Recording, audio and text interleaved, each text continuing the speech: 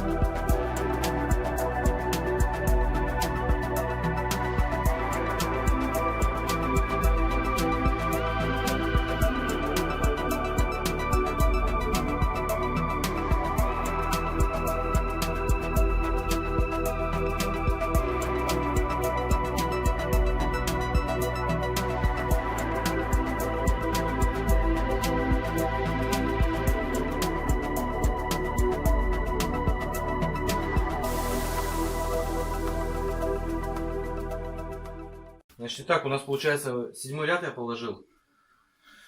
Здесь у нас дверка с коробом, то есть я меряю вот этот размер и делаю его на сантиметр больше, чем, ну, по сантиметру в каждую сторону для утеплителя, чем короб дверки.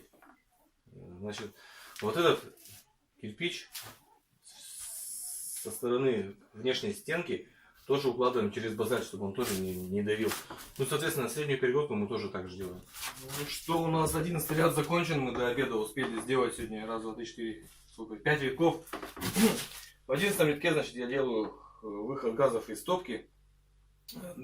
Ширина у меня получается 15 сантиметров, а ширина того канала 20. Ну вот они суть. В общем, я делаю 15, ну 3/4 делаю иногда, если банная печка побольше делаю. Итак, значит, у нас все готово для того, чтобы поставить дверку. Значит, здесь у меня каолиновая вата, 2 слоя. По бокам тоже каолинка. Так вот, немножко приутрамбую. Начну потихоньку спускать.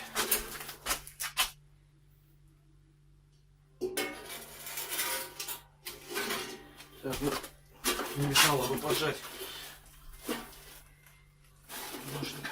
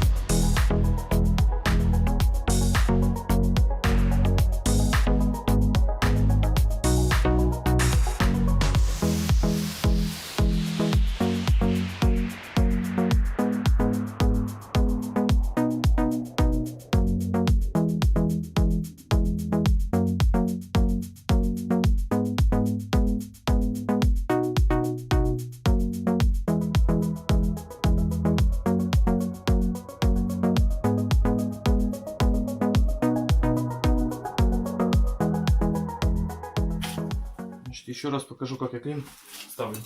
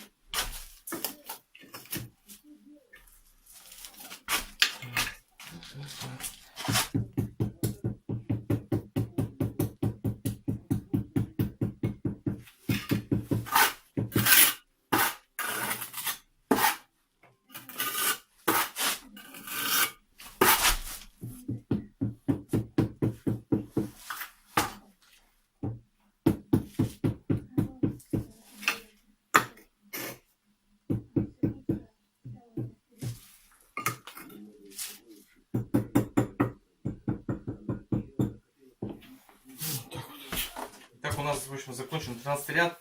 И сейчас я буду чистить внутреннее пространство топливника, закладывать базальт и делать футировку.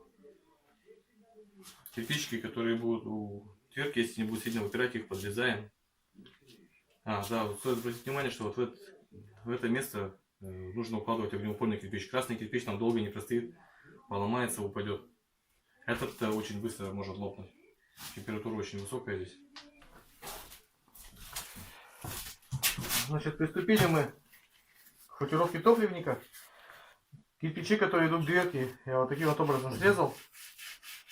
Одинаковые они у меня получаются. Когда дверка по оси стоит ровненько. Кирпичи, соответственно, тоже должны быть, да? Угол одинаковый. Так, это у нас получается базальт. Базальтовый картон 5 мм. Можно использовать простой картон. Ну, я просто делал банную печку. Она простояла, да, где-то 7 лет. И у нее получилось, что картон прогорел, туда попала зола. И, в общем, все плохо получилось. Делать нужно обязательно картон. Можно десятку, но пятерки достаточно. Сильно главное не прижимать кирпич. Так, значит, у нас получается третий ряд футировки. Здесь мы плиту использовать не будем. Мы здесь перекроемся клинышком. Вырезали, значит, такие вот штучки. Пятовые кирпичи, назовем их. Уклон 2,5 см всего. То есть задача, чтобы он сильно не свисал. Если сильно много сделать, то их просто свернет туда. То есть все тоже надо рассчитывать. Вот. Раз, два. И сейчас клинышек уже с одной стороны подрезан. Сейчас Саня со второй стороны вырежет. Сейчас я их уложу и уже отрежем. Размер снимем, по факту вырежем. Так, значит, показываю. Опять же, рубрика «Ответы подписчикам». Клинышек у нас здесь.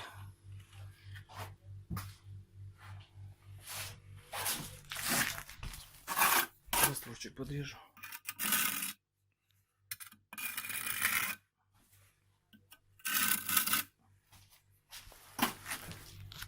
Видно, да, клинышек?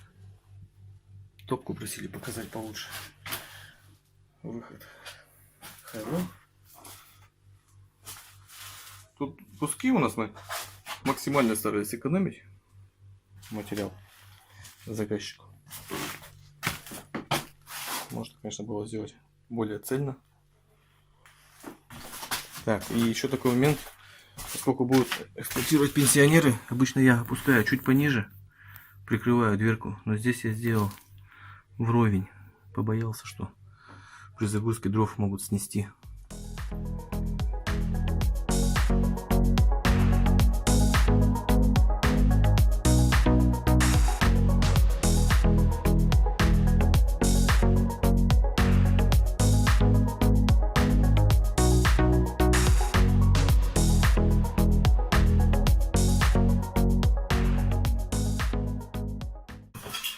Итак, значит, у нас получается это уже 15 ряд.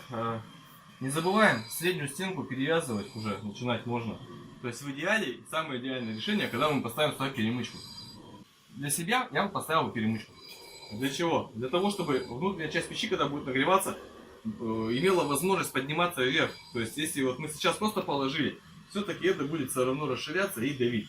Тогда нету, получается, смысла от этих наших боковых всех прокладок. Ну да, они не будут выталкивать низ печи. Но вот эта вот верхняя часть, здесь уже начнется конфликт. Конфликт напряжения, так называемый. В общем, тут два пути. Либо мы ставим перемычку, либо вот, ну, просто перевязываем. Чтобы перевязаться, я делаю вот такие вот элементы. Я их называю гэшки. То есть, вырезая кирпич, он в виде буквы Г получается. Я это делаю 6 сантиметров, то есть, ну, на четвертинку примерно выбираю. Сейчас, значит, я буду закрывать колпак. Колпак я почистил. Подъемный канал я тоже прочистил. Буду закрывать колпак. Двумя рядками делать второй колпак. Ну и нужно помнить обязательно, что у нас здесь будет задвижка стоять летнего хода. То есть я здесь оставляю под задвижку небольшой размер. Там, можно делать на маленькую, на квадратную задвижку. И это все-таки летний ход, тут целый кирпич ни к чему. Итак, закрываем, значит, наш колпак. Здесь я уже все подготовил. Оставляем под летний ход.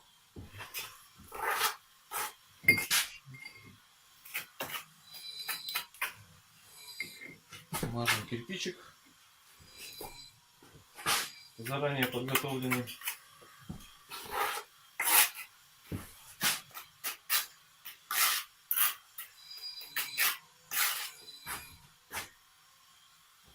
Опускаем параллельненько. Оп. То есть всегда, когда кладем кирпич, между кирпичей нужно мазать все 4 плоскости.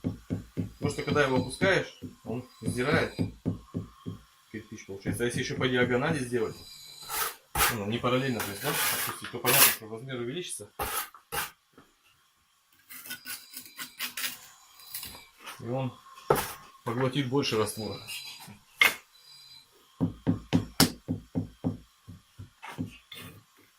Так, здесь, конечно, лучше отбивать длинным уровнем все дело.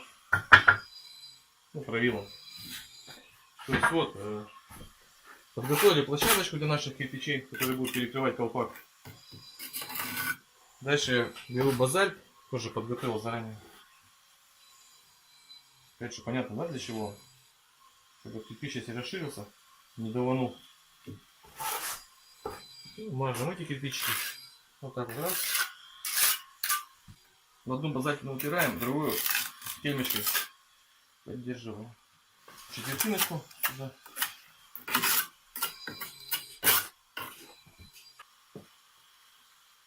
Смотрим, чтобы у нас канал был ровненький. По аналогии берем вторую.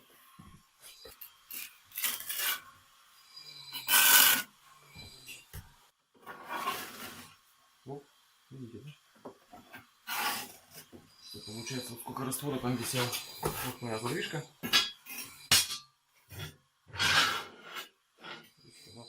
Только наряд выше, чтобы ее максимально отвести от температуры.